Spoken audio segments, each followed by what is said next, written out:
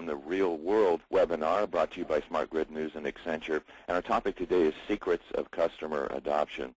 So really what that got us, it was a much more complicated program to deliver, but now, today, the shelf space allocated to compact fluorescent light bulbs is huge, much bigger than many other places in North America.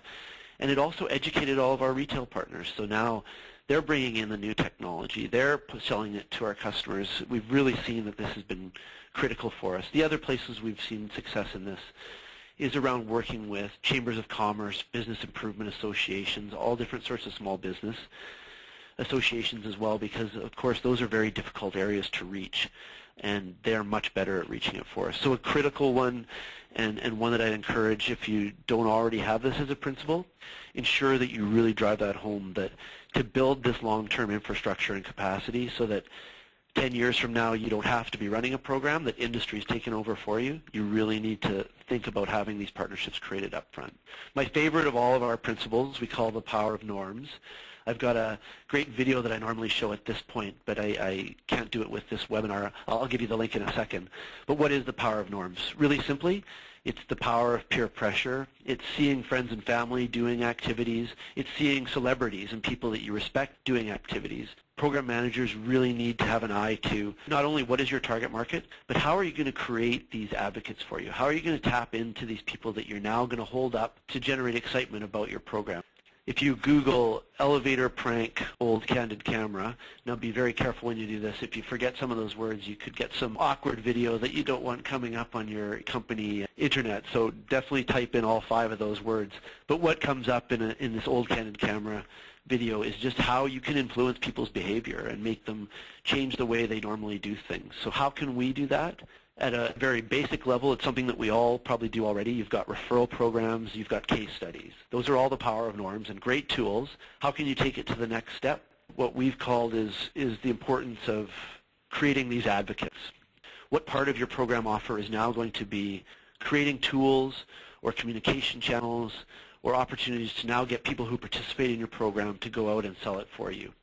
Another neat one that I've seen is with Lego. What they've adopted is this notion of how important it is to do co-creation with their customers. So what they've done is they've brought in heavy users of their Mindstorm product, brought them in, showed them some new product concepts that they're thinking about, had those people provide advice, help them shape what the product's going to look like.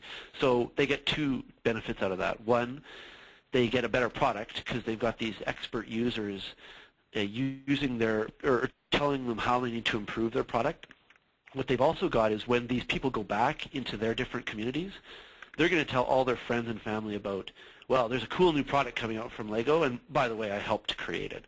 So now you've created this sales channel, this advocacy group, which are much more trusted, much more likely to break through the clutter than any utility is ever going to be able to do, because these people are viewed as an expert in their different communities of interest. A great book, obviously, that probably many of you have read is The Tipping Point, and Gladwell talks about these 3 types of people, the connectors, the mavens, and the salespeople. And those are also great people to try and target and identify to sell your products or your programs. A simple way that you can identify connectors is you can have people either self-identify themselves that they'd like to be an advocate or part of your volunteer or ambassador program.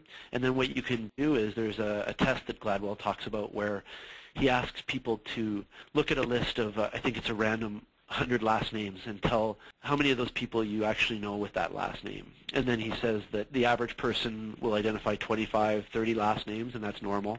And then people that are connectors will identify 70 last names of people that they know quite well.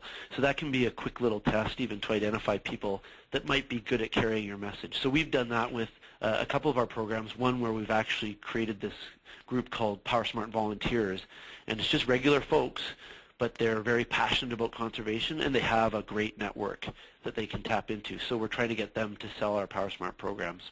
So I was able to touch on 4 of the really exciting ones. There are the other 6 there, and in the future maybe we might run another session to go through the others. And again, these are not gospel. I don't tell the program managers you have to address all these things in what you do.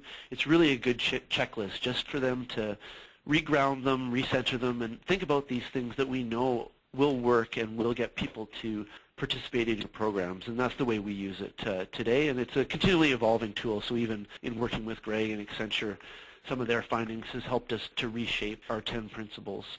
So that's all I had for today. Yeah. Thanks so much. It's been very, very helpful, and I'm going to bring a couple questions up right now. I got a first one for Jim, and if we have time, I'll squeeze in one more that I believe Barton and Greg might want to chip in on as well. But this first one for you, Jim, does BC Hydro have decoupling? Does it have senior management commitment for these kind of programs?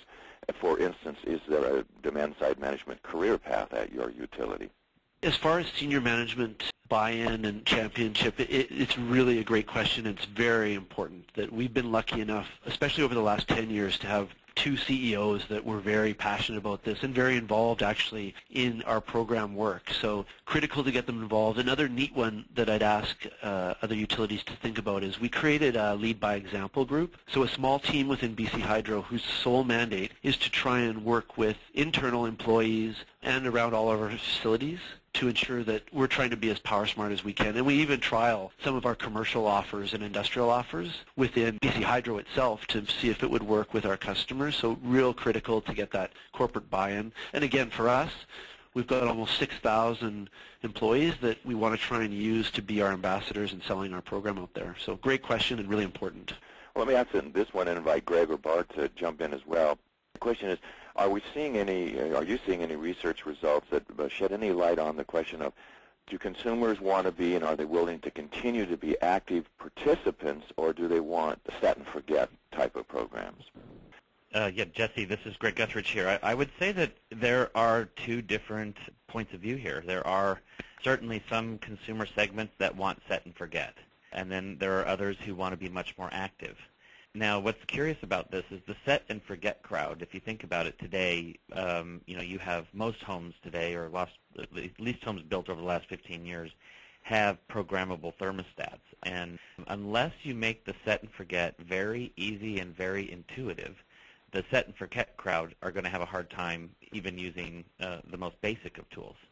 On the other end of the spectrum, residential customers who want a more active, engaged environment, they're really looking for energy efficiency to be informative, and frankly, how to really keep them engaged is to somehow find a way to make it entertaining.